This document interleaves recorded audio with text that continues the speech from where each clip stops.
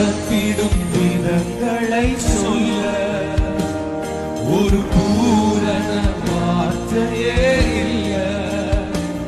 நீர் நடத்திடும் விதங்களை சொல்ல ஒரு பூரண வார்த்தையே எபினேசுரே, எபினேசுரே, எபினேசுரே, இந்நாள் வரை சுமந்தவரே.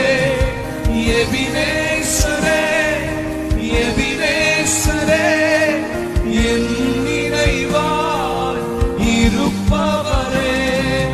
நன்றி நன்றி நன்றி, இதயத்தில் சுமந்தீரே.